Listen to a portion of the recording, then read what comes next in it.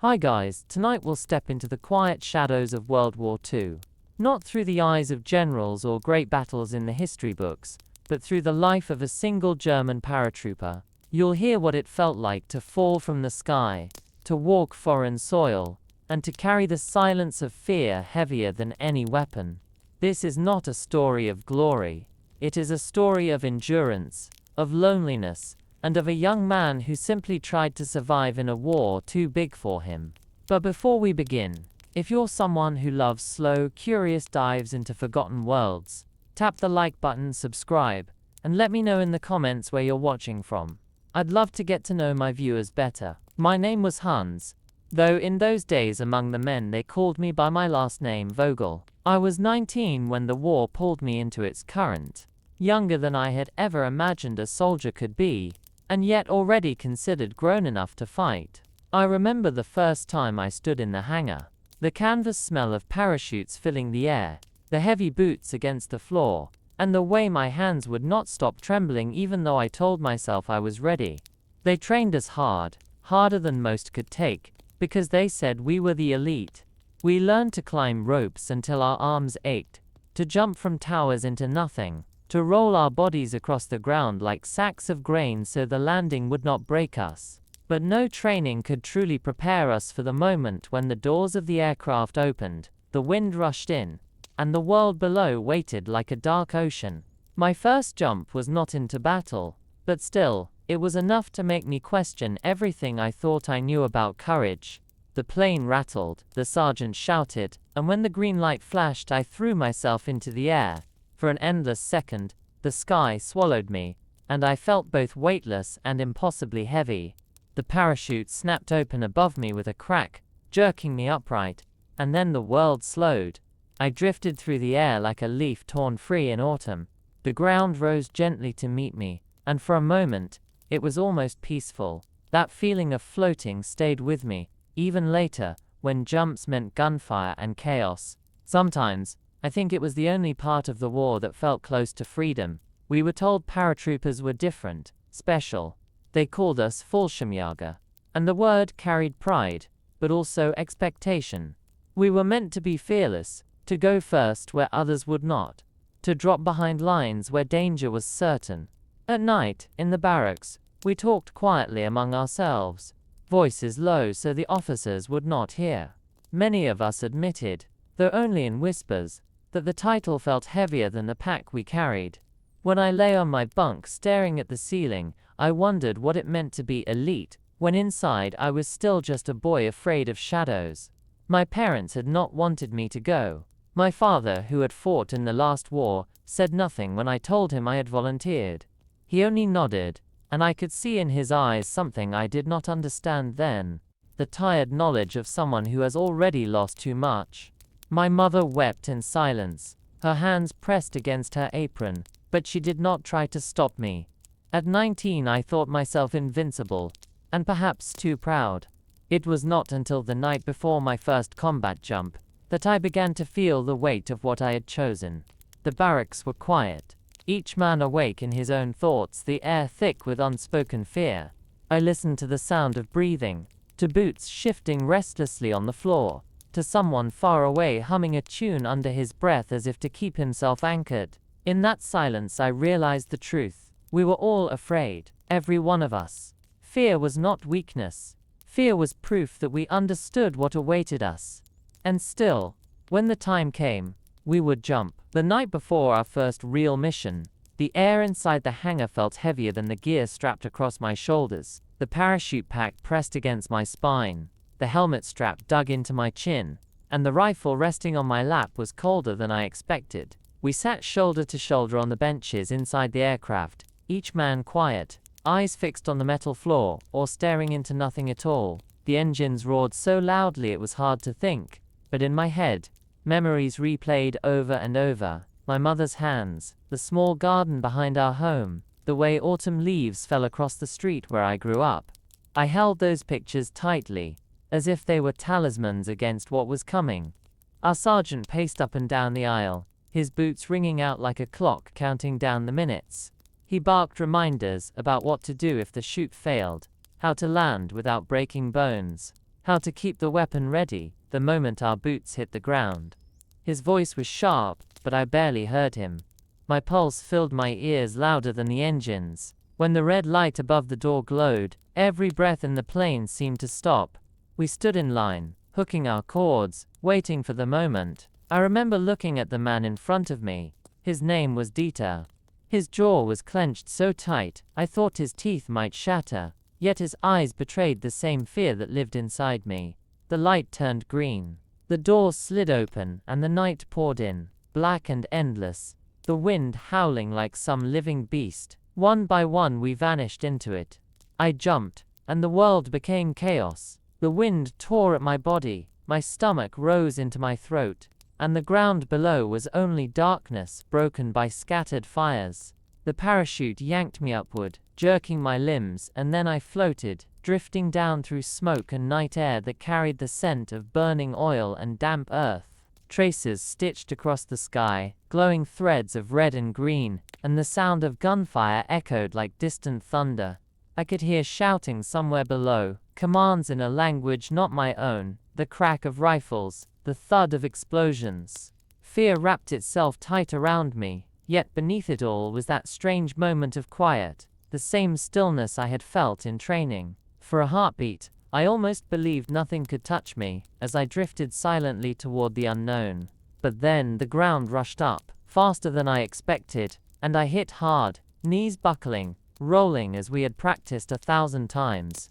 The shock of earth against my body stole my breath, and for a moment, I lay there, ears ringing, staring at the night sky. Above, silk canopies still drifted like pale ghosts. Around me, shapes moved. Friends or enemies, I couldn't yet tell. I forced myself up, fingers tightening on the rifle, every sense straining. The night was alive with chaos, yet in that moment, all I could hear was my own breathing, fast and uneven. That first landing in enemy territory marked the true beginning. Training had been harsh, but this was reality, and it pressed down on me with a weight heavier than the parachute I had just cast aside. The first few moments on the ground were a blur of sound and shadow. My boots sank into damp soil, the grass wet with night dew, and the air smelled faintly of smoke. I crouched low, pulling the chute toward me, hands working quickly to gather the silk before it betrayed my position in the dark. Around me the fields stretched out in uneven shapes, broken by hedgerows and scattered trees, places where both danger and cover waited. Somewhere close, I heard the rustle of fabric and the heavy breathing of another man. "Vogel," a voice whispered. Relief spread through me when I recognized it was Dieter. He crawled toward me, his helmet crooked on his head, his rifle clutched too tightly, knuckles pale even in the moonlight. We exchanged no words beyond a nod, because speech felt too loud, too risky. Instead, we moved, keeping low, searching for the rest of the unit. The night was filled with fragments, shouts carried by the wind, sudden cracks of gunfire, and flares that burst high above, staining the sky with harsh white light. Each flare froze the world for an instant, turning night into day, revealing figures running across open fields, parachutes tangled in trees, bodies that did not move. Each time, we pressed ourselves flat against the earth, praying the light would pass before it caught us. Eventually we found 2 others, both shaken but alive. Together we tried to orient ourselves, studying the dark shapes of barns and farmhouses, listening for the sounds of our own men. The landing had scattered us farther than expected. Our maps, so carefully studied, felt almost useless in the confusion. Fear gnawed at me with every step, not the sharp fear of sudden danger but the steady, quiet kind that eats into the bones. We were in unfamiliar country, surrounded by people who wanted us gone, and there was no clear path forward. Yet strangely, there was also a calm rhythm to our movements. Crouch, listen, move, pause. Time blurred. Minutes stretched like hours, and the night became a long tunnel of silence broken by bursts of violence we could not always see. At one point we passed a small farmhouse. A single candle glowed faintly in the window, and for a moment I imagined the family inside, perhaps a mother hushing her children, praying the war would pass them by. I felt an ache in my chest then, a reminder of the people far away in my own home, doing the same. We kept moving, the four of us, until at last we stumbled upon the signal we had been told to watch for. A thin red flare rising and fading in the distance. That was the rally point. Gathering what strength we had left, we pressed on, slipping through the night like ghosts. And though exhaustion pulled at my body, I felt something new stir inside me, a quiet acceptance. We were in it now, far beyond training or talk. The war had opened its jaws, and we had stepped inside. By the time we reached the rally point, the night had begun to thin, and the first hints of grey light spread slowly across the horizon. Dawn was coming, and with it the weight of being seen. Around a small copse of trees, men gathered in uneven groups, their faces pale in the dim light, their uniforms torn by rough landings, their voices hushed but urgent. Some had lost helmets, others carried weapons without ammunition, yet all of us wore the same hollow expression, relief at not being alone mixed with dread of what waited next. Our commanding officer appeared, his voice calm but sharp, telling us to form up, to prepare. His presence steadied me, though I could see in his eyes the same fatigue we all carried. Orders came quickly. Secure the crossroads ahead, hold until reinforcements arrived. It sounded simple on paper, but each word echoed with danger. We moved out, a line of shadows slipping through fields wet with morning dew. The world smelled of damp earth and hay, the countryside deceptively peaceful, as though war did not belong here, yet every step carried tension. Birds stirred in the hedges, their calls breaking the silence in sudden bursts that made my hand tighten on my rifle. When we reached the road, it stretched before us like a ribbon of uncertainty. The crossroads was marked by a stone well and a cluster of farm buildings, all quiet, almost too quiet. We spread out, taking positions, hearts beating fast in our throats. I pressed myself behind a low wall, peering over to watch the road. My fingers brushed the rough stones, grounding me, reminding me that this was real, not just another drill. The sun edged higher, turning the fields gold, and for a brief moment, I was struck by how beautiful it was. War and beauty, standing side by side. It felt wrong, yet unforgettable. The first distant rumble of engines broke the morning calm. I froze, straining to listen. The sound grew louder, heavy wheels crunching over gravel, gears grinding. Enemy vehicles. Around me, men shifted, adjusting positions, eyes locked on the road. My breath caught in my chest as the first armored car appeared, gray and imposing, rolling steadily toward the crossroads. Time seemed to slow. I thought of my family, of the garden at home, of the boy I had been only months before, and then the order came, soft but firm. Hold until they were close. My heart pounded so loudly I feared it would betray me. I gripped the rifle tighter, every muscle tensed, waiting for the moment when silence would break and the world would change again. The armored car rolled closer, its tires grinding against the gravel road, the morning light flashing faintly on its metal surface. I could see the silhouettes of soldiers inside, their helmets barely visible through narrow slits. My palms were damp against the wood of my rifle, every nerve in my body focused on that machine as though nothing else existed. Our officer's hand stayed raised, signaling us to wait. The stillness felt unbearable, each second stretching longer than the last. My breath came shallow, and I could hear Dieter beside me whispering a prayer under his breath. Finally the hand dropped, and the order rang out. Rifles cracked, grenades arced through the air, and the quiet countryside exploded into violence. The first grenade struck beneath the vehicle, a sharp burst of fire and metal that shook the ground beneath us. Smoke and sparks flew, shouts in a foreign tongue cutting the air. The armored car lurched, its wheels grinding helplessly, and then stopped. More fire followed, a blur of muzzle flashes and echoing gunshots that rattled across the stone walls and barns. My rifle kicked against my shoulder again and again, each shot ringing through my bones, though I could not tell if my bullets found their mark. I only knew I had to keep firing, to keep moving, because stopping meant death. Around me, men shouted commands, ducked for cover, and returned fire. The smell of gunpowder thickened, sharp and choking, mixing with the acrid scent of burning fuel.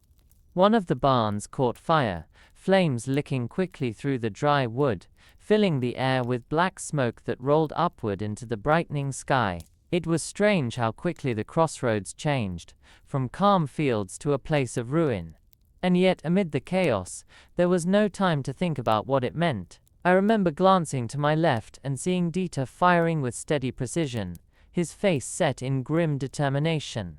To my right, another comrade lay motionless, eyes wide, the morning light falling softly across his features as though he were simply asleep. The contrast tore at me, but I forced my gaze forward, because to stop was to lose myself. After what felt like an eternity, the firing eased. The armored car burned, smoke curling into the air, and the road was littered with debris and silence broken only by the crackle of flames. Our officer's voice came again, low but firm, telling us to regroup, to prepare for the next push. My body trembled from exhaustion, my hands stiff around the rifle, yet I moved, because that was all there was to do. In that moment, I realized the war would not allow us to pause or breathe. Each fight bled into the next, and we had no choice but to follow where it led. When the gunfire faded, and only the smoke remained, the silence pressed harder than the battle itself. I leaned against the low wall, my chest heaving, ears still ringing from the blasts. The smell of burned fuel clung to everything, drifting across the fields where only moments ago the birds had sung. Now, not even they dared break the quiet. Around me, the men moved slowly, as though each step carried the weight of what we had just done. Some checked weapons, others searched the fallen for ammunition or supplies. No one spoke more than a few words. It was as if voices would shatter the fragile stillness. Dieter sat down heavily beside me, pulling off his helmet to wipe sweat and ash from his brow. His hands trembled, though he tried to hide it. I said nothing, only nodded, because I knew my own hands were no steadier. War had stripped away any illusion of invincibility, leaving behind the simple truth. We were fragile, every one of us. Our officer gave the order to move again. The crossroads was ours for now, but holding it meant nothing if we did not push further. Reinforcements were said to be coming, though no one knew when. We gathered what little we had and stepped once more onto the road, the rising sun casting long shadows that seemed to stretch endlessly ahead. As we marched, I thought of how quickly time blurred. Hours felt like days, days like weeks. The war did not flow in moments but in fragments. The echo of a rifle, the flash of a flare, the brief sight of a friend's face in the dark. We lived between those fragments, carried forward by orders and fear. Passing a farmhouse, I caught a glimpse of a broken door hanging loose, the inside empty. A child's toy lay in the dirt outside. A wooden horse, its paint chipped. I paused only for a second, but the image burned deep into me. Somewhere, a family had fled in haste, leaving behind the small piece of a life. It reminded me of my own childhood, of simpler times I could not return to. We pressed on until the road bent toward a cluster of hills, where the land rolled uneven and rough. There we were told to dig in, to prepare defenses, because another fight was certain. My hands blistered as I worked the shovel, the soil heavy and damp, but I welcomed the labor.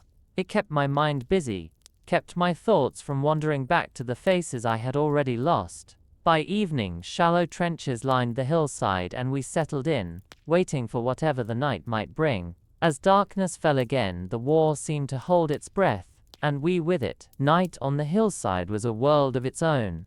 The air grew colder with each passing hour, and the damp soil beneath us clung to boots and uniforms alike. We sat quietly in the trenches, rifles resting across our knees, listening for sounds that might signal movement in the distance. The fields that had looked golden and calm under the morning sun now stretched out in shifting shadows, every hedge or tree seeming alive with possibility. Our officer moved along the line, whispering short instructions, reminding us to stay alert, to conserve our strength. His voice carried a steadiness I envied.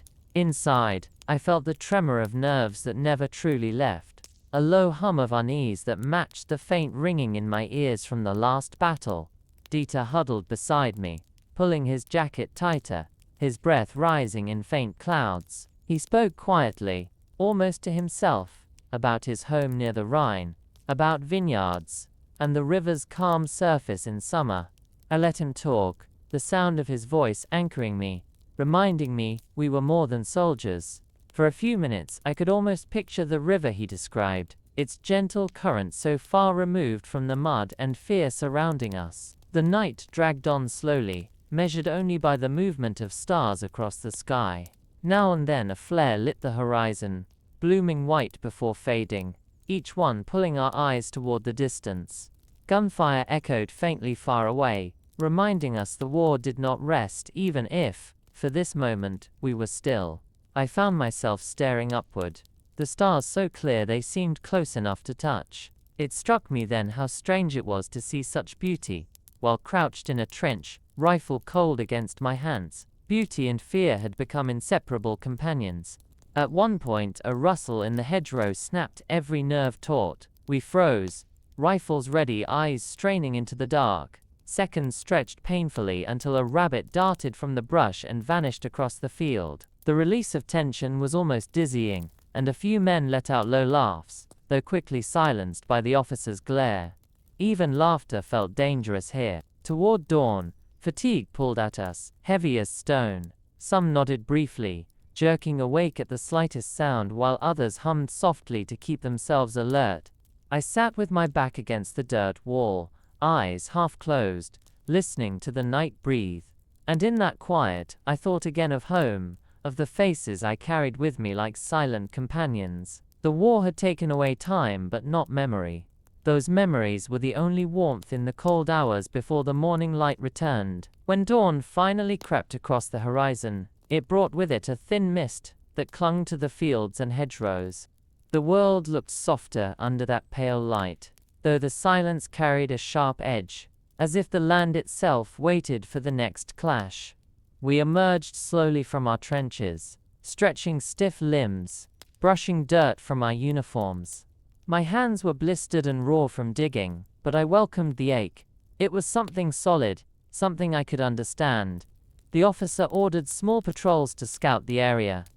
I was chosen along with Dieter and two others. We moved cautiously through the wet grass, rifles ready, eyes scanning each rise and hollow. The mist played tricks, turning bushes into crouching figures, tree branches into reaching arms. Every step felt louder than it was, each crack of a twig sending my heart racing. We passed through a deserted farmhouse, its door hanging from one hinge, its floor littered with broken glass. A kettle sat cold on the hearth, as though someone had only just left. The emptiness spoke louder than any words could. War had a way of hollowing places, leaving behind shells where life once flowed. Outside, in the barn, we found signs of movement, footprints in the mud, fresh and hurried. The officer squatted to study them, then gestured for silence. He pointed toward the woods beyond, where the prints vanished.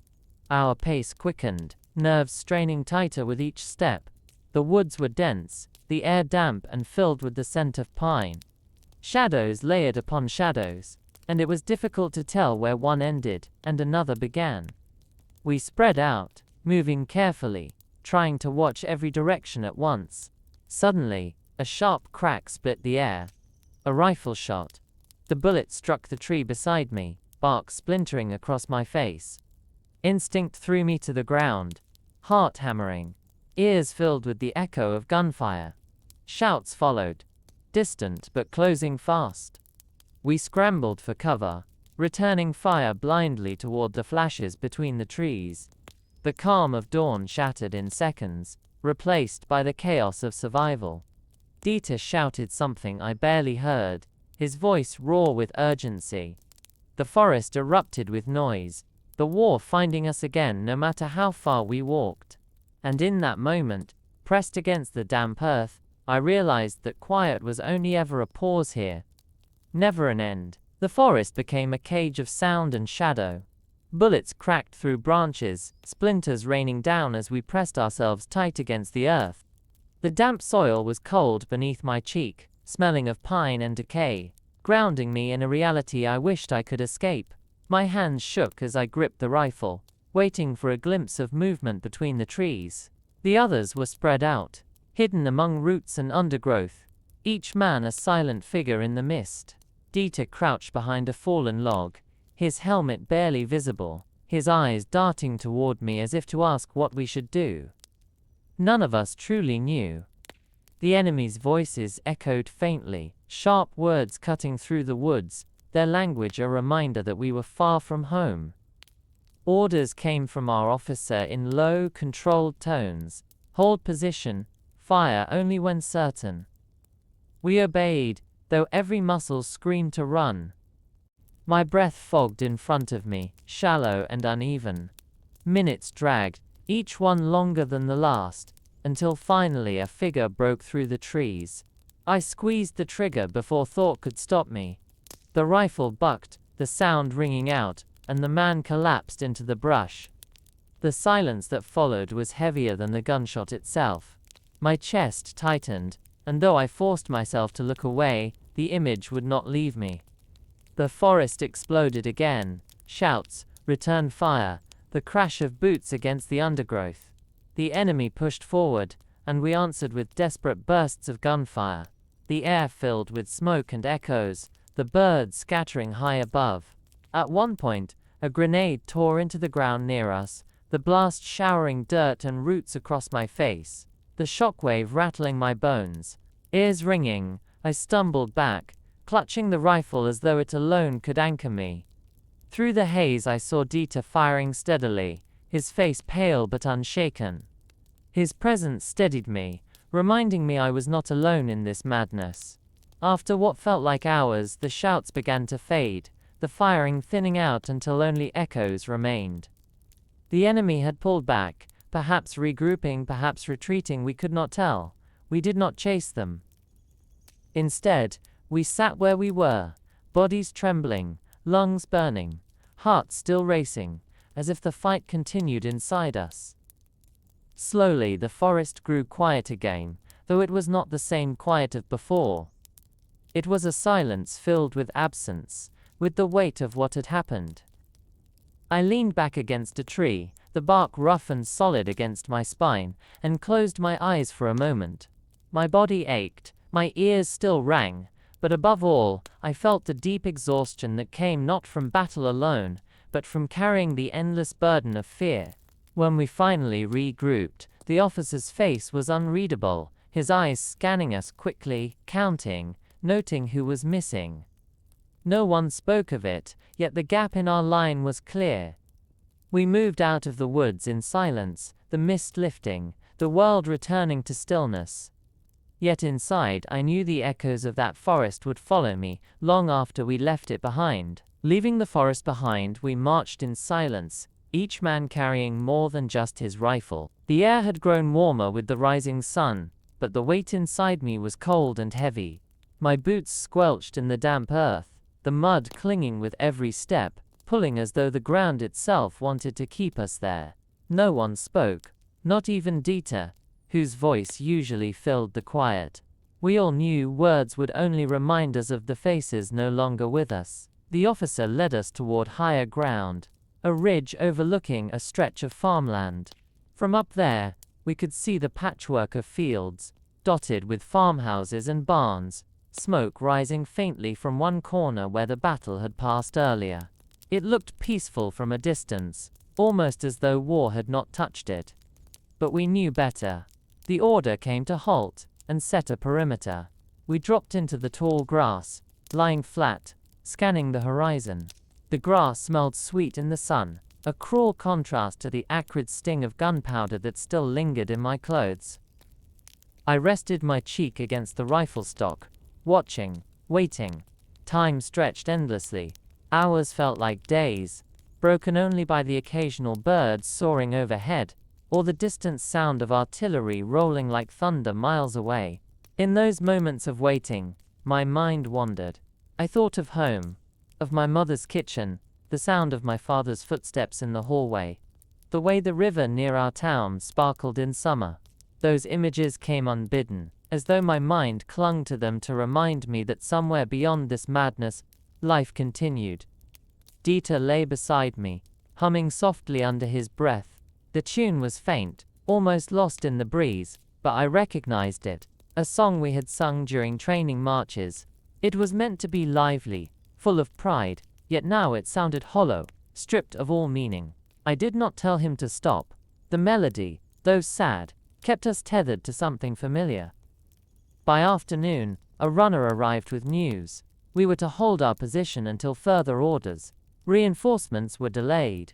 The officer nodded, his face calm, though his eyes betrayed the strain of too many unanswered questions. We began to dig shallow foxholes in the earth, turning the ridge into a makeshift defense. My hands blistered again on the shovel, but I welcomed the work. Sweat stung my eyes, the soil heavy, yet it gave me purpose, something beyond waiting. When evening came, the sky blazed orange. The fields below bathed in light that made them seem unreal. For a brief moment I could almost pretend we were simply travelers resting after a long journey.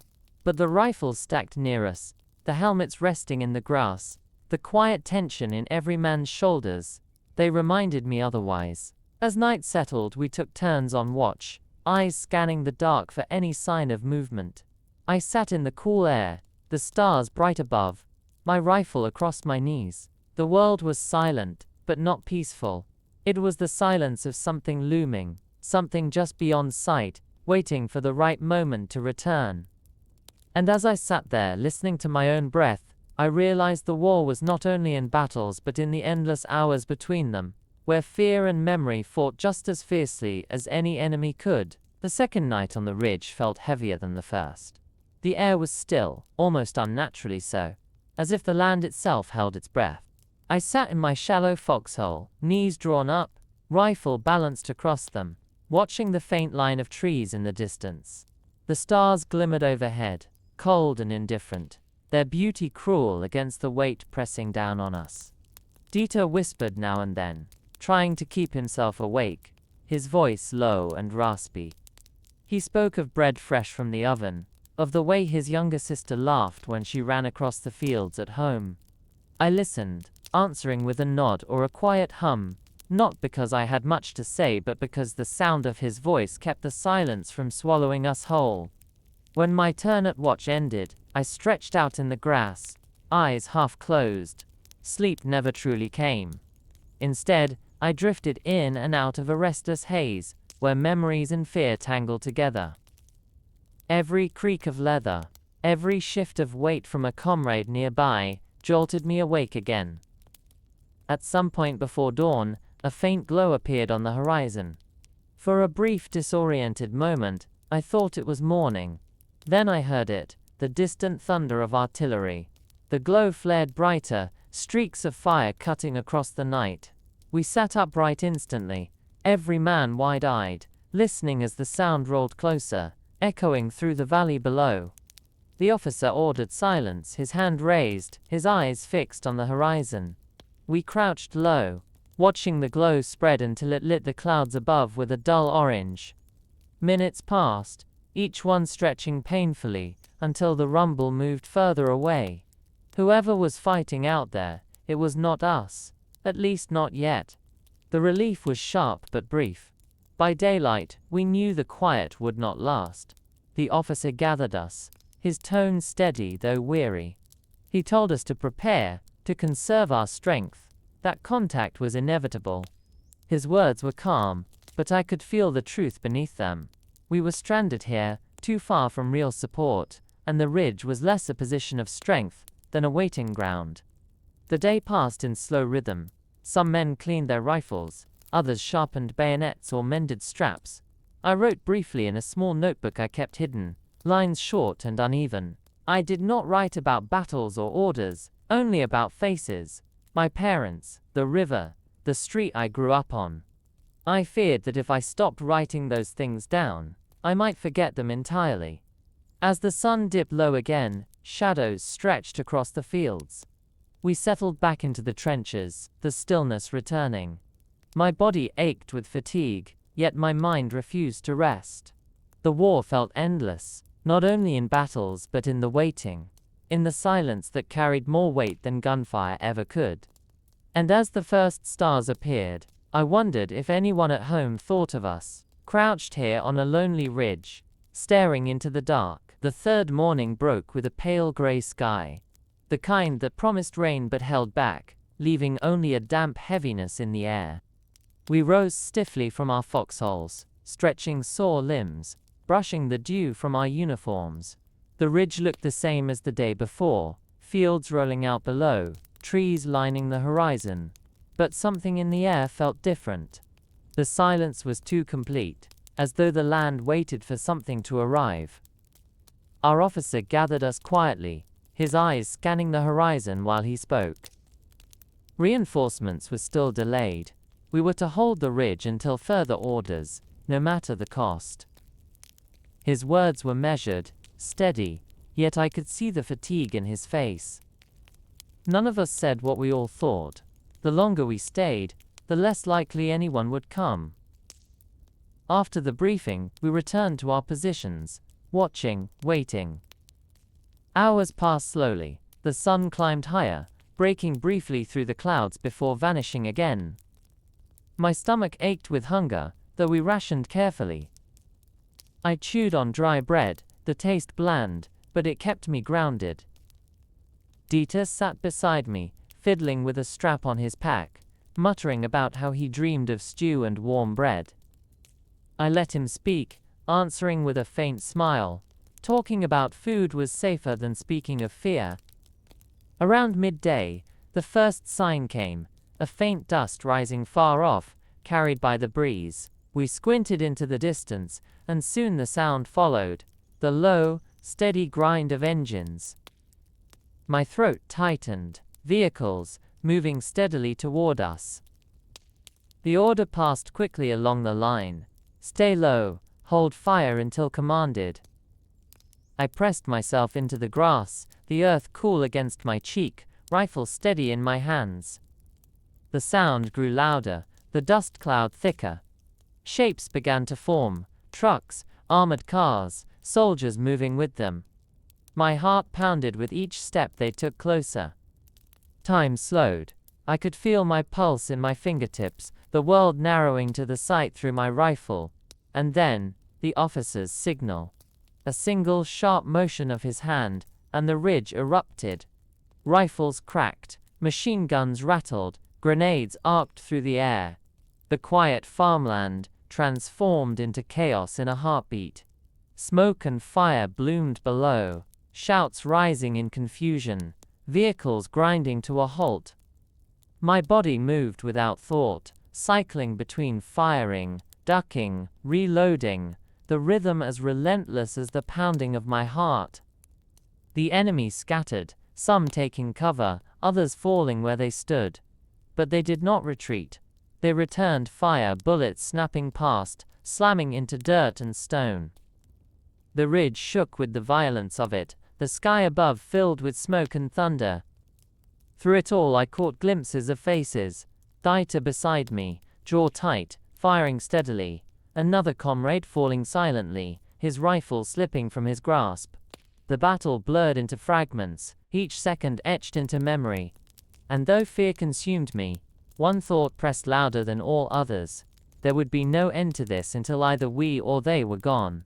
The ridge trembled with each exchange of fire. Dirt sprayed into my face as bullets struck the ground inches away. The air filled with the sharp sting of cordite, and the deeper, harsher smell of burning fuel from the trucks below. I pressed myself lower against the earth, reloading with shaking hands, my heart hammering so hard it felt like it might burst from my chest. The enemy fire came fast and precise, forcing us to duck more often than we could shoot. Yet our officer's voice cut through the chaos, calm but commanding, urging us to hold. His steadiness anchored us, even as fear gnawed at the edges of our resolve. I glimpsed Dieter crouched beside me, sweat running down his face, his jaw clenched as he aimed carefully before each shot. He looked older in that moment, as though the boy I had known in training had vanished, leaving only the soldier behind. Time became strange. The minutes of battle stretched into something endless, each heartbeat its own eternity. I remember the whine of ricochets, the sudden flash of a grenade bursting below, the sight of men scrambling from burning vehicles. They were human shapes, running, falling, shouting, but distance blurred them into shadows, and shadows were easier to face than men. When one of our machine guns jammed, I rushed to help clear it, my fingers numb and clumsy. Together, two of us forced the belt back into place, the weapon roaring again as soon as it was ready.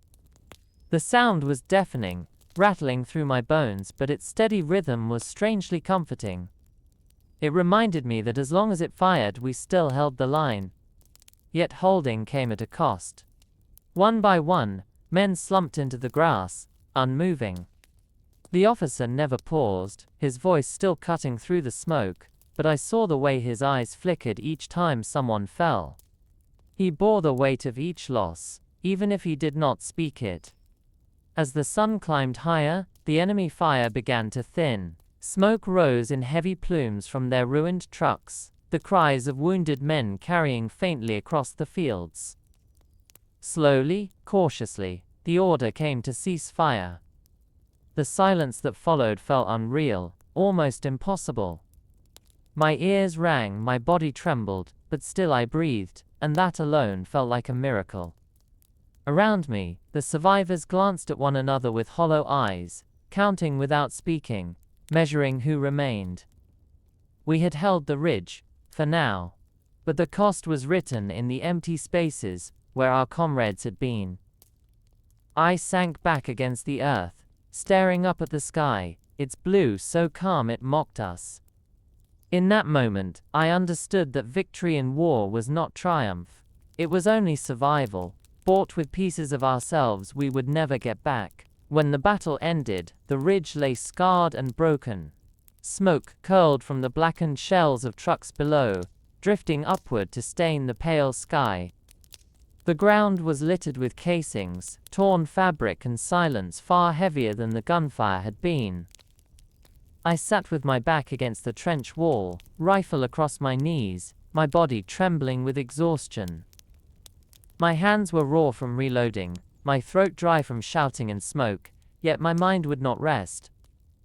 Every time I closed my eyes, I saw the flashes again, the shapes of men collapsing in the fields, the stillness of comrades who would not rise. Dieter lowered himself beside me, his face gray with fatigue. He said nothing at first, only wiped grime from his forehead with a shaking hand. Finally he whispered, "We're still here." I nodded, though the words felt too fragile. Being alive was something, but it did not feel like victory. Reinforcements never came. By afternoon, the officer confirmed what we had already guessed. We were on our own. He gave orders to fortify, to dig deeper, to prepare for another attack. The men obeyed without question, though each movement was slower, each shovel of earth heavier. I worked until my hands bled, welcoming the sting as proof that I still had strength to give. The sun sank lower, casting long shadows across the ridge. In that golden light, the battlefield below looked almost peaceful, as though the day's violence had been nothing but a nightmare. Yet the acrid smell of smoke lingered, and the silence was filled with absence. As night came, we lit no fires, spoke no more than necessary. The stars shone clear overhead, their cold beauty indifferent to us. Lying in my trench, I thought of home, my mother's hands kneading dough, my father mending tools by the hearth, the way the street lamps glowed softly at dusk. Those images felt impossibly far, like a dream I had once lived, but could never return to. Sleep came in short bursts, broken by sudden starts, the echoes of battle chasing me even in dreams. Each time I woke, I gripped the rifle tighter, as if it alone could keep me safe. The officer walked the line through the night, his silhouette passing like a shadow against the stars. His presence was steady, though I wondered how long even he could bear the weight. By dawn, when the mist returned to the fields, we were still there, tired, fewer in number but unbroken. And yet deep inside, I felt the truth pressing harder. Survival was only temporary, and the war would always find us again. Dawn came quietly, with a pale sun rising over the horizon, washing the ridge in faint gold. The mist clung low to the ground, softening the outlines of the fields below, as though the world wished to cover the scars of the previous day. We stood watch in silence, eyes scanning the valley, rifles steady, though our bodies ached. The stillness was almost too complete, and in that silence each sound carried sharp weight: the flap of a bird's wings, the rustle of grass in the breeze, the faint creak of leather as a comrade shifted his stance. My stomach cramped with hunger, rations were dwindling, and we shared what little bread and water remained. I chewed slowly, letting each bite last, the bland taste grounding me in the reality that the war cared nothing for whether we were fed or starved.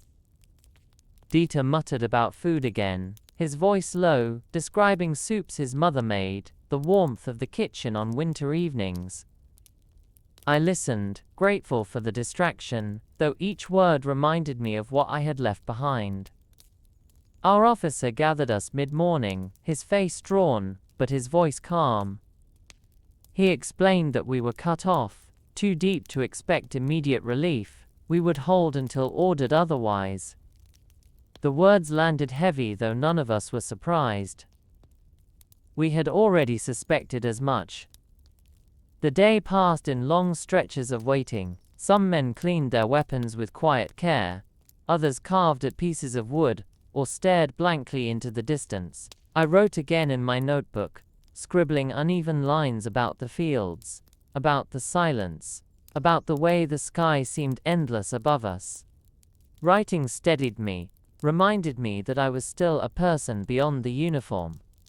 By afternoon, distant gunfire rolled across the hills, faint but steady. We froze, listening, each of us tense.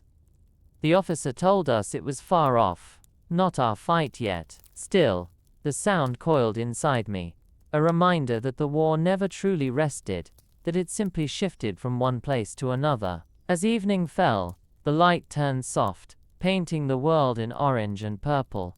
It was beautiful in a way that felt wrong, as if the earth mocked us with its calm. I lay back in the grass for a brief moment, staring at the colors in the sky, and thought how strange it was that such beauty could exist beside so much destruction. When darkness came, we took turns on watch again. I sat in my trench, listening to the night breathe, every rustle making my heart quicken. The stars were sharp, their cold light stretching across the sky, and though the ridge was quiet, I could not shake the feeling that something moved out there, waiting in the dark, biding its time until it returned to find us. The night dragged on endlessly, the hours blending together into a haze of cold air and restless nerves. I sat in my trench, rifle across my knees, eyes straining into the darkness where the fields stretched wide and silent. Every sound carried weight: the snap of a twig, the whisper of the wind through grass, the distant creak of wood as barns settled in the night. My breath fogged faintly in the cool air, rising like smoke before vanishing into nothing. Dieter dozed beside me, his chin tucked against his chest, waking with a start each time his head slipped forward. None of us slept deeply anymore. Fear had a way of keeping the mind awake, even when the body begged for rest. Sometime after midnight, a faint light glowed on the horizon. At first I thought it was a star, but then it grew, shifting, moving slowly across the fields. I nudged Dieter awake, pointing toward it. We both froze, staring. The officer soon crawled to us, his voice a whisper, flares, signaling movement. My pulse quickened, though nothing yet stirred near our ridge. The glow faded, and darkness returned, heavier than before. We waited, every sense stretched taut, but no attack came. The false alarm left us uneasy, as if the silence itself had teeth. By dawn, Grey clouds hung low, promising rain. The officer ordered us to strengthen defenses before the ground turned to mud. My hands blistered anew on the shovel, the soil damp and heavy. Each strike into the earth felt endless. Yet I welcomed the rhythm. It gave shape to the hours. The drizzle began by midday, soaking uniforms, dripping into trenches. Water gathered in shallow pools, chilling our boots and stiffening our limbs. The world turned grey, color leached from sky and field alike. Still, we held the ridge, watching, waiting. The enemy did not come that day. Instead, the rain became our companion, steady and relentless, masking the sounds of distant battles. That evening, huddled in the wet earth, Dieter muttered about how strange it was, how the rain sounded like home, yet here it carried no comfort. I agreed silently, letting the drops drum against my helmet. As night fell once more, the ridge seemed swallowed by mist and shadow. The war felt far and close all at once, pressing down on us in the silence between each breath. And as I sat there, soaked and weary, I realized that endurance was not measured only in battles, but in nights like these, where nothing happened, and yet everything within us was tested. The rain did not stop through the night, turning the ridge into a place of mud and shadows. Water pooled in the bottom of the trenches, soaking our boots until every step squelched. The damp crept into our bones, leaving us shivering, even beneath heavy coats. Sleep was nearly impossible. Every time I closed my eyes, the cold woke me again. Dieter cursed softly, rubbing his hands together, though the gesture did little to warm them. The sky above was hidden, no stars, no moon, only a heavy blanket of grey that pressed down upon us. Morning came slowly, a dull light spreading without color. The valley below looked like a watercolor blurred by rain. The outlines of barns and fields softened into shapes that felt unreal. The world seemed hushed, as though waiting for something unseen. Our officer walked the line, checking each position, his boots sinking deep into the mud. He spoke calmly, encouraging us to hold steady, though even he looked worn, his eyes shadowed from too many sleepless nights. We shared what little food remained, dry bread softened by the rain, water collected in our helmets. It filled the stomach but did not ease the hunger. I tried not to think of meals at home, of warmth, of the comfort of my mother's kitchen. The memory only sharpened the ache inside. Midday brought a strange quiet. Even the distant rumble of artillery that usually haunted the horizon was absent. We sat in stillness, ears straining, hearts uneasy. It was as though the war itself had paused, drawing breath. In that silence, I pulled out my small notebook and wrote a few lines. The pencil dragged across the damp paper, smudging easily, but I wrote anyway. About the ridge, about the rain, about the faces of the men beside me. I did not write about fear. Perhaps I thought that by leaving it unwritten it might weigh less. As the day stretched on, the rain eased, though mist clung stubbornly to the fields. The world smelled of wet earth, heavy and raw. That evening, the officer gathered us again. He spoke quietly, telling us scouts had seen movement in the distance, columns of soldiers, too far yet to know their direction. His words carried no alarm, only steady truth. The ridge would be tested again soon.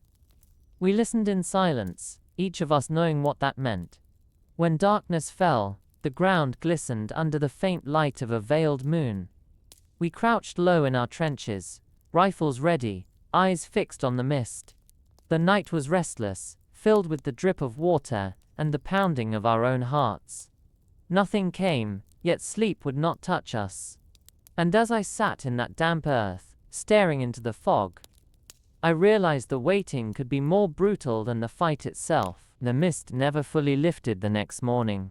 It hung low across the fields, curling through the hedgerows and drifting into our trenches until it felt like we were breathing clouds. The world was pale and muted, shapes blurred and uncertain, every tree and fence post a shadow that might hide something more. My uniform clung damp against my skin, the chill settling into my bones despite the movement of digging and shifting along the line. Dieter rubbed his eyes, muttering about how the fog reminded him of river mornings back home, though there was no warmth in his voice this time. By midday, the tension grew heavier. Scouts returned with news. Enemy forces were closer now, moving in greater numbers. The officer listened, his face still, then gave orders to prepare for contact. His calm steadiness was like a wall against the unease, threatening to spill from each of us. We tightened our positions, checked ammunition, whispered short words to one another, though most chose silence. My hands worked mechanically, loading, adjusting, securing, while my mind drifted between memories of home and the reality of the ridge. The waiting pressed hardest then.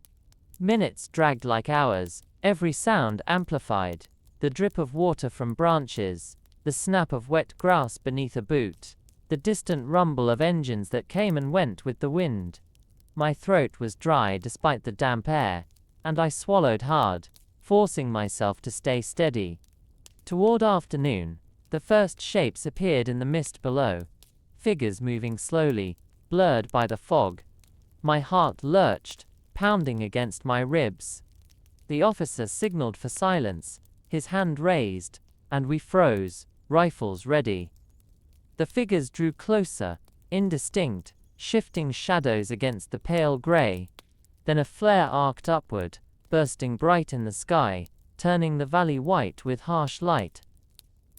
In that instant, the shadows became men. Columns advancing, weapons glinting. The order came sharp and firm, and the ridge erupted. Rifles cracked, machine guns rattled, grenades hurled into the mist. The quiet world shattered into chaos once again. The enemy returned fire, flashes bursting through the fog, bullets snapping overhead, slamming into the earth around us. The mist glowed with smoke and muzzle flare, turning the battlefield into a nightmare of half-seen shapes and echoes. I fired until my shoulder ached, ducking low, reloading with hands that trembled though they did not stop. Beside me, Dieter shouted something lost in the roar, his voice raw but determined. The ridge shook with violence, and still the enemy pressed forward, their shapes emerging and vanishing in the shifting fog. Time dissolved, leaving only the rhythm of fire, the sting of smoke in my lungs, the pounding of my heart. And in the midst of it all, one thought struck me cold. The mist hid us as much as it revealed them, and in that blur, none of us could know who would still be standing when it cleared. The fog thickened with the battle, swallowing shapes until the world shrank to only a few meters around me. Gunfire cracked in sharp bursts, each shot muffled by the damp air, each flash vanishing quickly into gray. I pressed deeper into the trench, firing at shadows that appeared and disappeared like ghosts.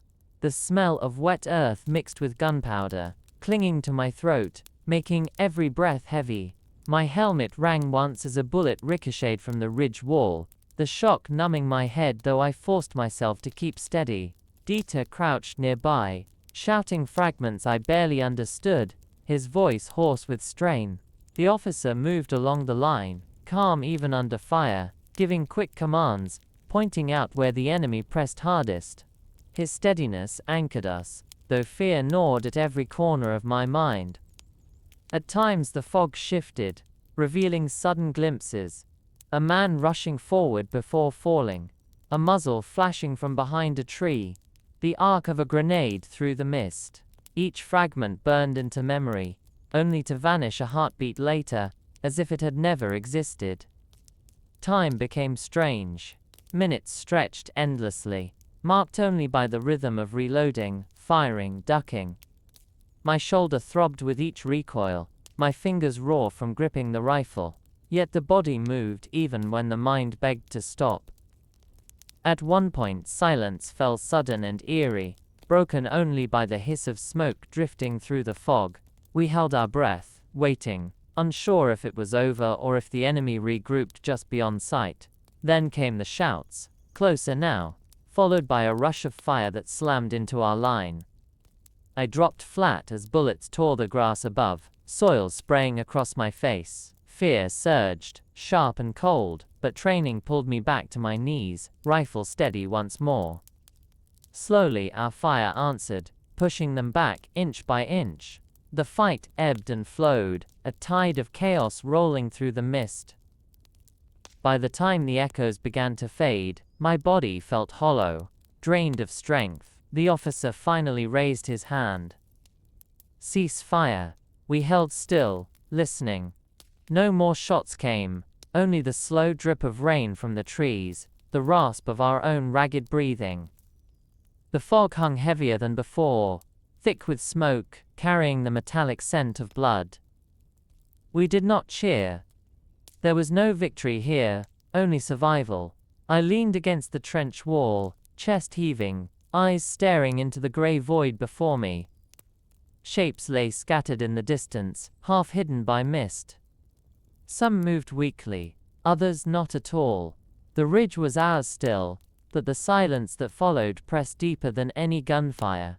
In that silence, I felt the truth sink heavier than the damp soil. Each battle left less of us, and the fog hid not only the enemy, but the parts of ourselves we would never find again. When the echoes of the fight finally faded, the ridge felt like a graveyard wrapped in fog. The damp air clung to everything. Our clothes, our weapons, even our thoughts. I sat slumped in the trench, the rifle across my lap, my hands shaking from exhaustion.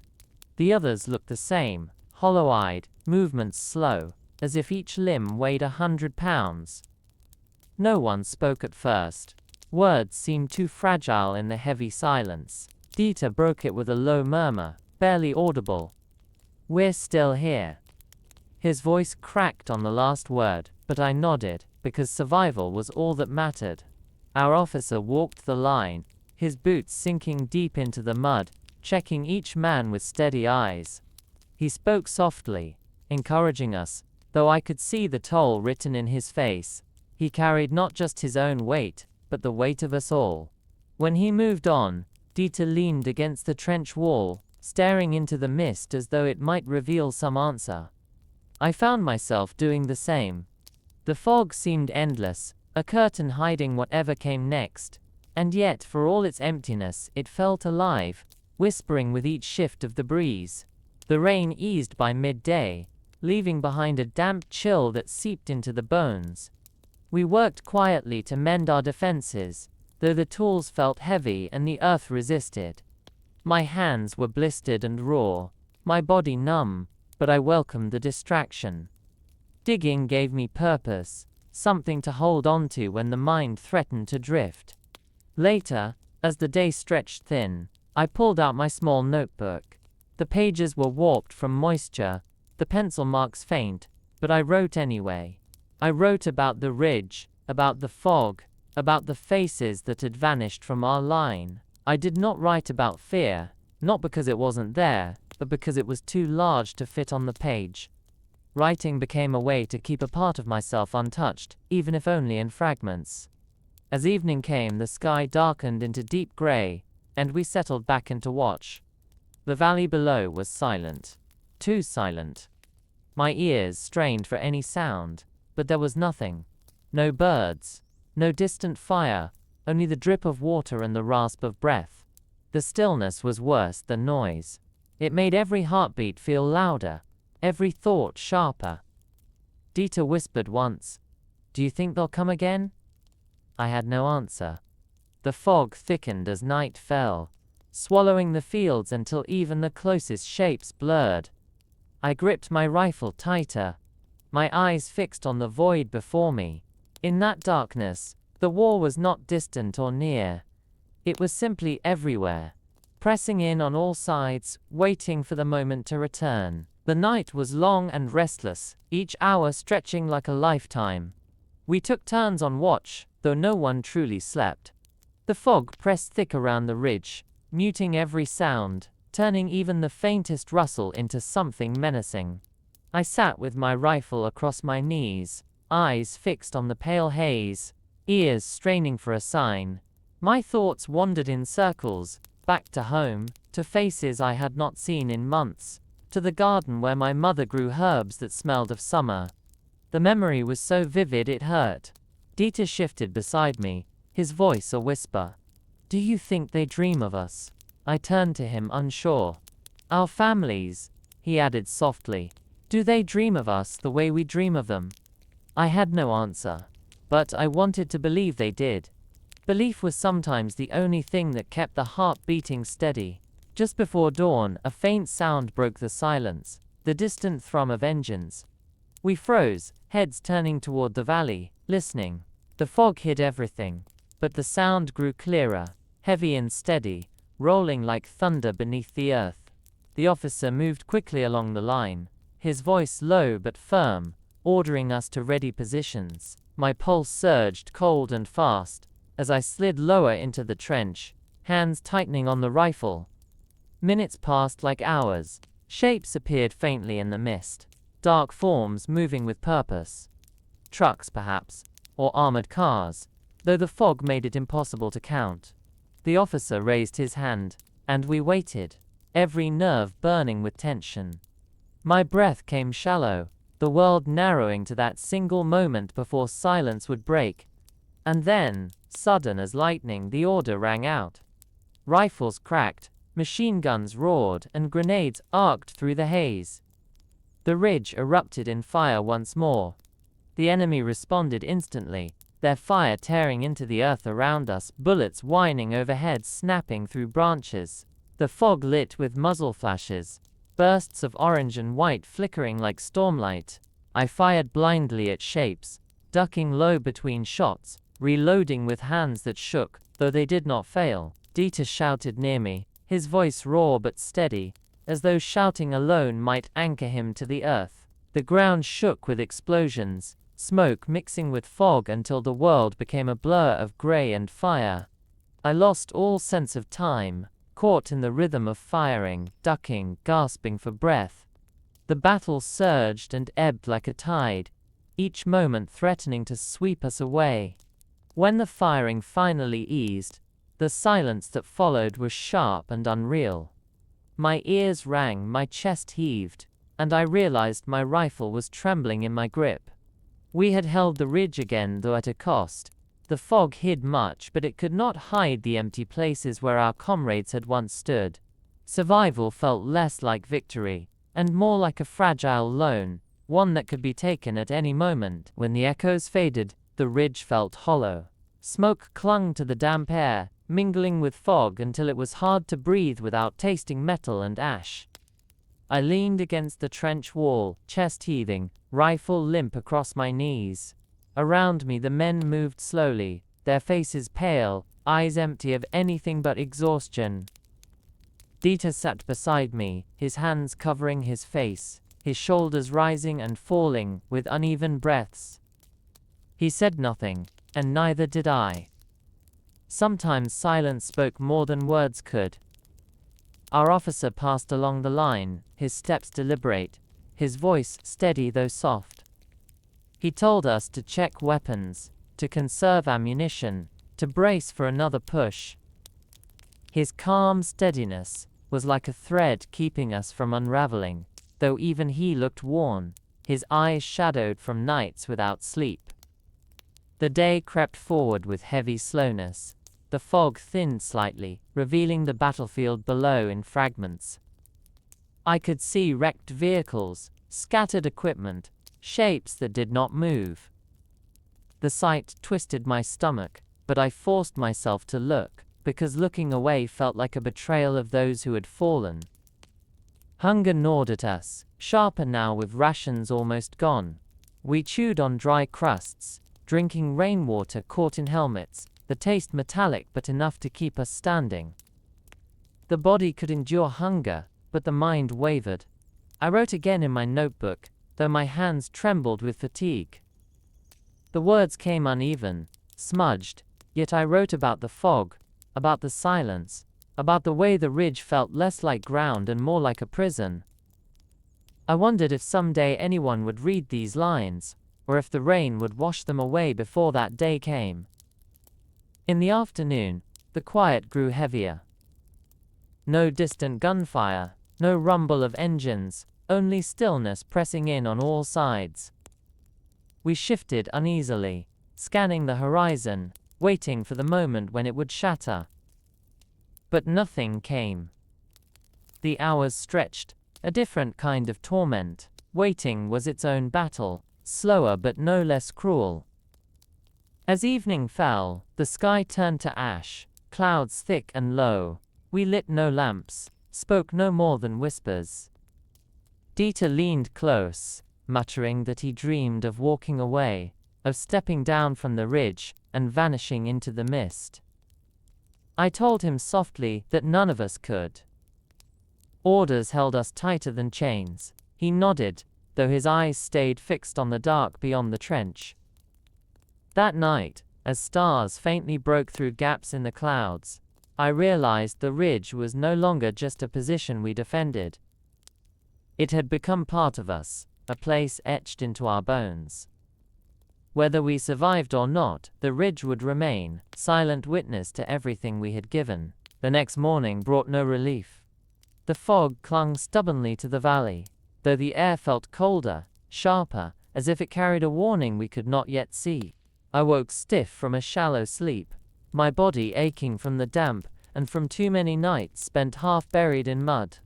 My boots were soaked through, my socks stiff with grime, yet there was no time to care. The officer moved along the line at dawn, his expression calm but unreadable. He spoke in low tones, telling us to stay alert, to hold the ridge until further notice. His voice carried the weight of inevitability. We all knew another fight would come. Dieter and I shared the last of our bread, splitting it into pieces so small it hardly counted as a meal. He joked weakly that at least it was easier to chew when soaked by rain. I managed a faint smile, though it faded quickly. Hunger was a constant companion now, always whispering at the edge of thought. By midday the scouts returned with news. Movement in the valley again, larger than before. Trucks, men, maybe armor. The officer listened silently, then nodded, issuing orders with the same measured calm. We were to dig deeper, spread ammunition carefully, and prepare for another assault. My hands blistered anew on the shovel, the soil heavy and wet. The rhythm of digging numbed the mind, but beneath it my thoughts swirled. How many more times could we endure? How many more days before the ridge consumed us all? The afternoon stretched slow, each minute a weight pressing down. The mist shifted often, revealing glimpses of the fields below, blackened husks of vehicles, bodies unmoving, the scars of battles already fought. I stared too long once and felt something hollow open inside me, so I forced my eyes away, fixing instead on the familiar shape of Dieter beside me, his presence a fragile anchor. Toward evening, the engines began again, distant at first, then clearer, rolling through the valley like approaching thunder. My chest tightened, breath shallow. We crouched low in our trenches, weapons ready, waiting for the mist to part. The officer's hand rose, steady as stone, holding us in silence. The sound grew louder, closer, until it filled the world. My grip on the rifle slickened with sweat. And then, just as the first dark shapes began to emerge through the fog, his hand fell. The ridge erupted once more in fire and thunder, and the quiet day dissolved into chaos. In that instant, I realized the truth I had tried not to face. The ridge would not be held forever. It would either break beneath us, or we would break upon it. The valley erupted in chaos as soon as the first volleys left our rifles. The fog glowed with muzzle flashes, bursts of orange and white tearing through the gray like lightning in a storm. Shapes surged forward below, soldiers advancing in uneven lines, trucks grinding through the mud, voices rising in sharp commands that echoed against the ridge. I pressed my cheek to the rifle stock, firing until my shoulder throbbed, ducking to reload, firing again. Around me the men shouted, their voices raw, the officers' calm orders threading through the noise like a steady drumbeat. The ground shook with explosions, grenades bursting in showers of dirt and smoke. I felt the earth rattle beneath me, the trench walls trembling as though the ridge itself groaned under the weight of violence. The air was thick, choking with powder and mist, each breath like swallowing fire. Beside me, Dieter fired steadily, his jaw set, his eyes locked on the valley.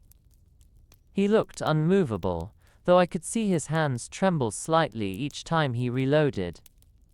Fear lived in all of us, but we carried it silently, hidden beneath action. The battle stretched on without measure. Time dissolved into fragments, the flash of an enemy helmet in the fog, the whistle of bullets snapping past my ear, the sharp cry of a comrade struck down. Each moment etched itself into memory, and yet they blurred together into a single, endless rhythm of survival. At one point, a truck burst into flames below, the fire clawing upward, sending black smoke billowing into the mist. The glow lit the valley in eerie orange, casting shadows that looked like figures dancing wildly through the haze. The sight was both terrible and strangely mesmerizing, a reminder of how thin the line was between destruction and beauty. The enemy pressed harder, their fire relentless.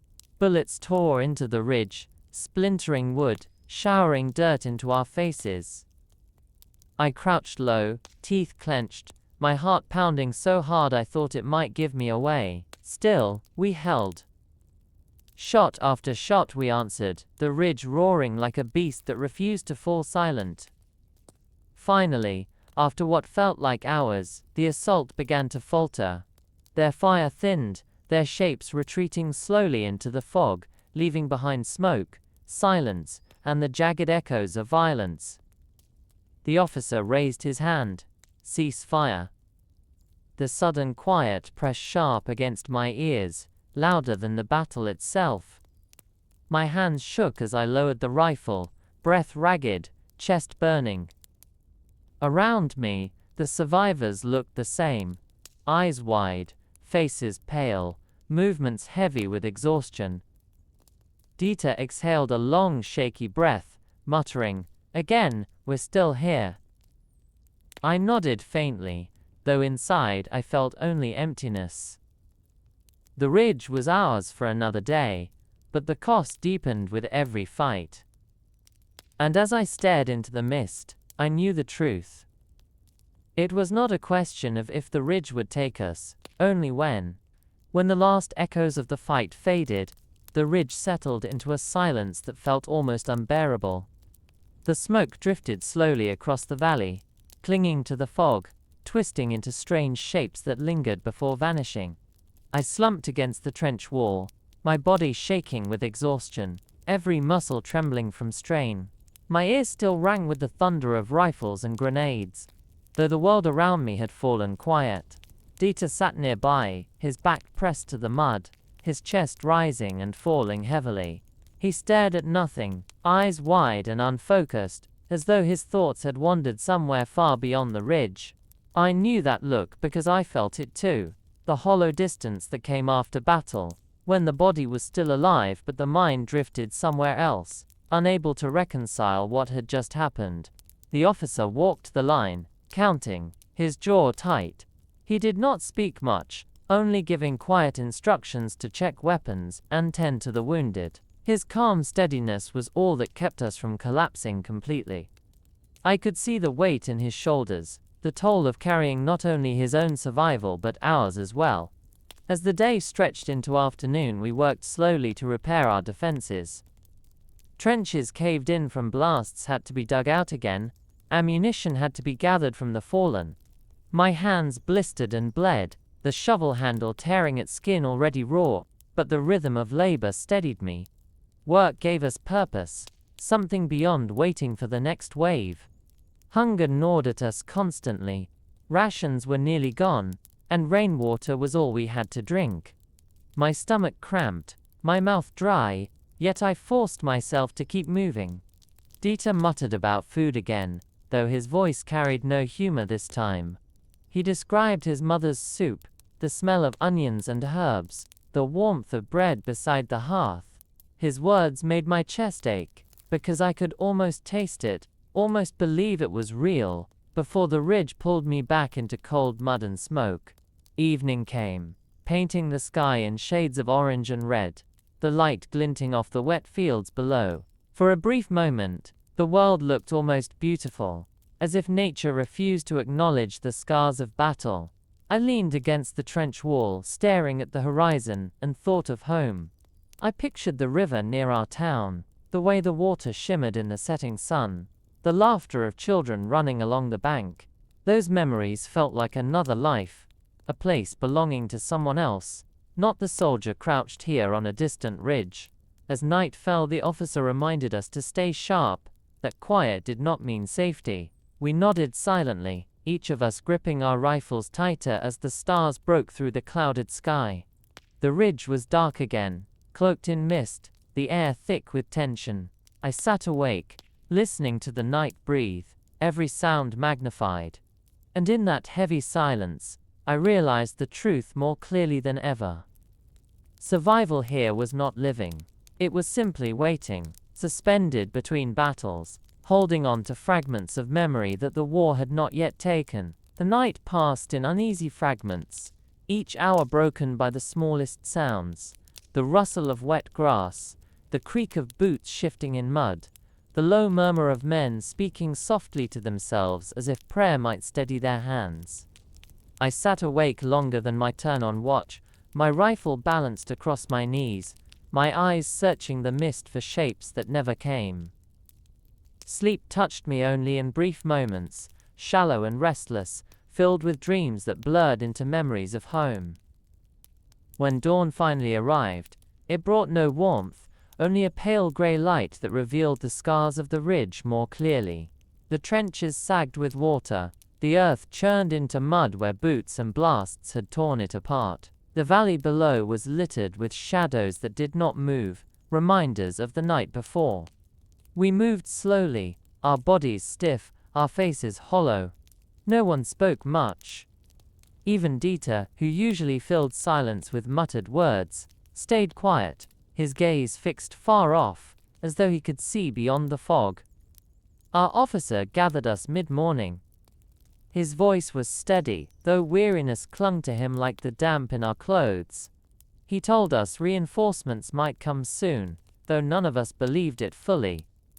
We had heard the same before. Still, we nodded, because belief, even false, was sometimes all that kept us standing. We spent the hours strengthening what remained of our defenses. My hands ached with each stroke of the shovel, but I forced myself on, clinging to the rhythm. Dig, lift, press. The sound of steel against earth was almost soothing, drowning the restless noise in my mind. At midday, a light drizzle began again, soft at first, then steady, soaking uniforms and dripping from helmets. It blurred the lines of the world, turning the valley into smudges of gray and green. I wiped water from my face, though it hardly mattered. We were already soaked through. Hunger grew sharper, twisting in my gut, yet there was nothing left to eat. We shared sips of rainwater, and I chewed on a sliver of old bread I had saved, its taste faint, but enough to trick my body into quieting. Toward evening, the valley grew eerily still. No distant engines, no echo of artillery, only silence, heavy and absolute. It was the kind of silence that pressed into the chest, making each breath feel shallow. Dieter finally spoke, his voice rough. "It feels like the world has ended, and we're the only ones left." I had no answer. The thought clung to me as the sky darkened and night closed in. That night, the ridge seemed lonelier than ever, swallowed by mist and silence, leaving us with nothing but the steady rhythm of our own hearts and the weight of waiting for what would come next. The following morning began with a thin, colorless sky, the kind that gave no hint of whether it would rain or clear. I rose stiffly from the trench, my boots heavy with mud, my uniform clinging damp against my skin. Around me, the men looked the same, faces pale, eyes ringed with shadows, movements slow and deliberate, as though each step cost more strength than it should. Dieter rubbed his arms to chase away the chill. though the damp air clung stubbornly to us all. The officer moved along the line, his presence steady, his voice calm but firm. He told us to remain vigilant, that scouts had spotted movement again. His words were simple, almost routine, yet they carried weight. We knew what they meant. The ridge would not remain quiet much longer. Midday passed with the familiar rhythm of preparation. We checked rifles, counted the few grenades we still had, shifted mud from the trenches to reinforce weak spots. My hands were raw, skin torn at the knuckles, but I welcomed the ache. It was something real, something I could control, unlike the silence pressing from the valley. Hunger gnawed at me constantly, twisting sharper each day. The rations had been gone since yesterday, leaving only rainwater to ease the dryness of the throat. Dieter muttered about bread again, his voice dull, no humor left in the words. I listened quietly, letting him speak, because silence was worse. By late afternoon the mist thickened, rolling heavy across the fields, turning every tree and hedge into a shadow. The sound of engines reached us then, faint at first, then louder, steady and relentless. My chest tightened as the officer raised his hand, signaling readiness. We crouched low, rifles steady, hearts pounding in unison. Through the fog, dark shapes emerged. Trucks, men advancing slowly, weapons gleaming in brief flashes of light. The order came swift, and the ridge erupted again in thunder. Rifles cracked, machine guns rattled, grenades burst in flashes of fire that lit the mist in jagged bursts. The valley shook with chaos, the air thick with smoke and cries. I fired until my shoulder throbbed, ducking low, reloading with trembling hands, rising again to send another shot into the gray. Dieter shouted near me, his voice hoarse but steady, anchoring me in the storm. The fight raged without measure, the world reduced to flashes of light, the roar of explosions, the pounding of blood in my ears. When at last the firing thinned, when the shapes below faded back into the fog, silence returned, heavy and sharp. My chest heaved, my body shook, but still I breathed. Around me, fewer faces remained, each one marked by exhaustion deeper than words could reach. The ridge was still ours, but the cost had grown heavier. As night fell, I stared into the mist, and wondered how many more times it would demand the same of us. When darkness settled over the ridge again, it felt heavier than before, as though the night itself had grown weary of us. The fog clung thick across the valley, swallowing shapes and muffling sounds until the world seemed smaller than the trench I sat in. My rifle rested across my knees, my fingers stiff around the stock, though I was too tired to grip it tightly. Dieter sat beside me, his face pale in the dim light, his eyes hollow. Neither of us spoke for a long time. Words felt too fragile, too small against the weight pressing down. Finally he whispered, "How much longer do you think we can hold?" I had no answer.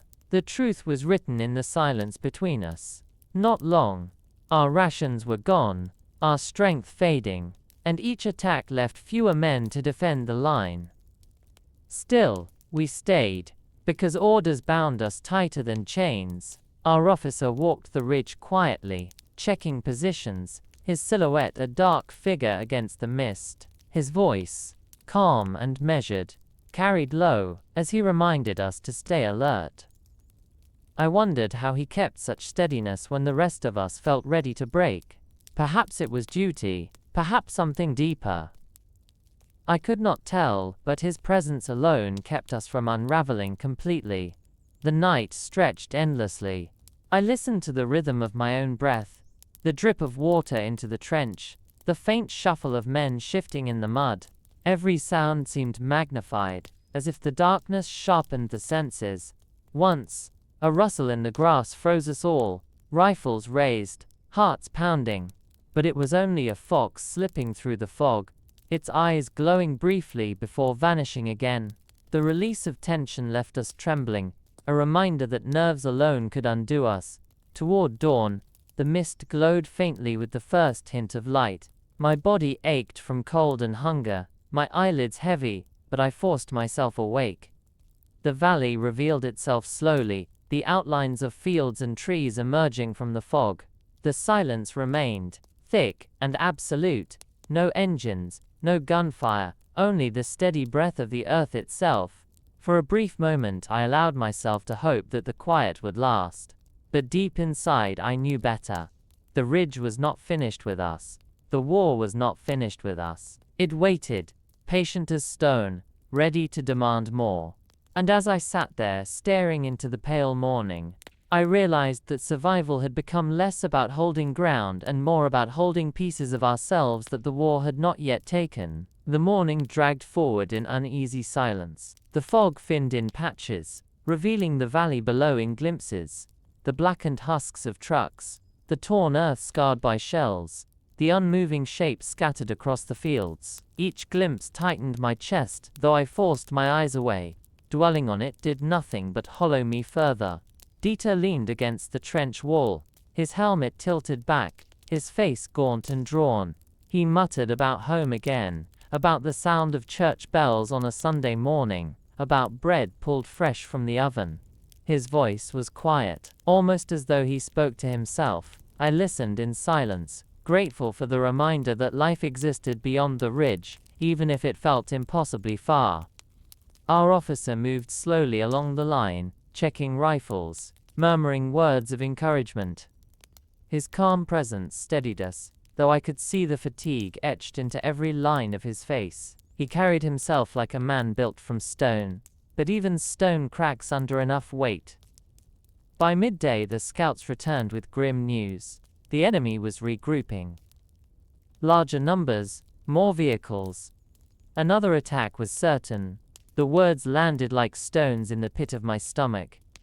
We had barely survived the last assault, and now another loomed. Still, orders were orders.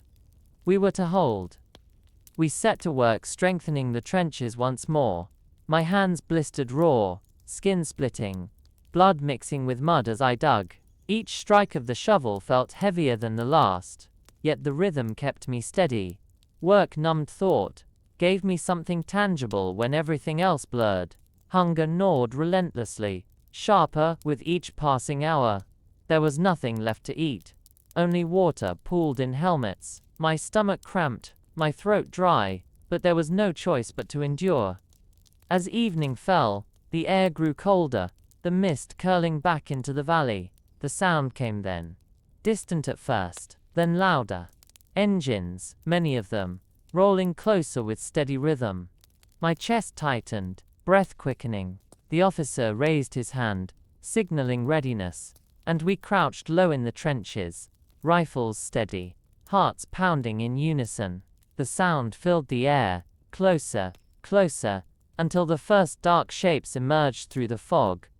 Trucks, armor, men moving in formation. The order came sharp and certain.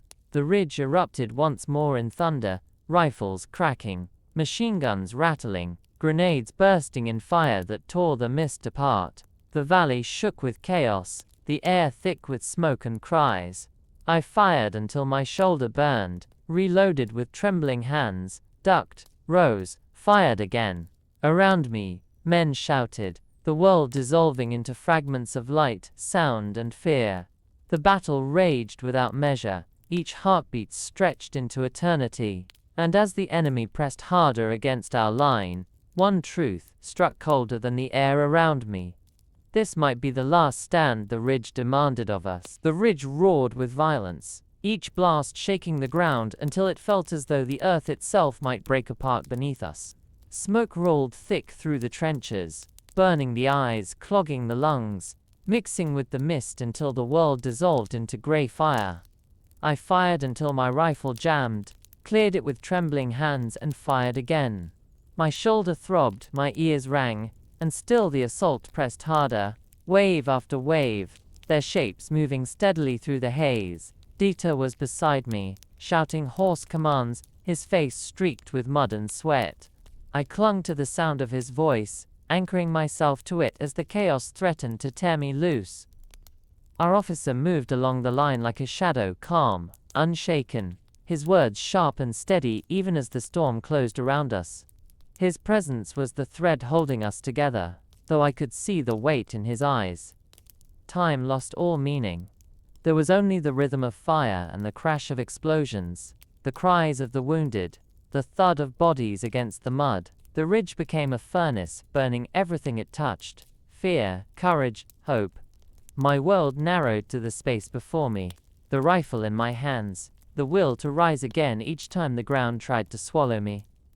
At some point, the noise began to fade. The firing grew thinner, the shouts more distant. The fog swallowed the enemy shapes once more, leaving behind silence broken only by the crackle of burning wreckage. Slowly, the order came: cease fire. I lowered my rifle with hands that shook so badly I could hardly hold it. My breath came ragged, chest tight, eyes stinging from smoke. Around me, the survivors looked the same: faces hollow, uniforms torn, movements slow and unsteady. Dieter sank to the ground, head bowed, his body trembling with exhaustion. The officer stood tall, scanning the valley below.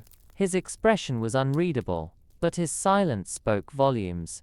We had held the ridge again, but at what cost?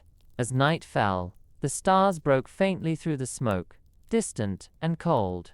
I sat in the mud, staring upward, my body drained of strength, my mind drifting between memory and emptiness. I thought of home, the river at sunset, the laughter of children, the warmth of bread on a table I might never see again. And I realized then that the ridge had taken something from each of us, something we could never reclaim. Survival here was not victory, it was endurance, nothing more. As the night closed around us, I wrote one final line in my notebook, the pencil dragging weakly across the damp page. We are still here, though less of us remains each day. The ridge endures, and so must we, until the end finds us.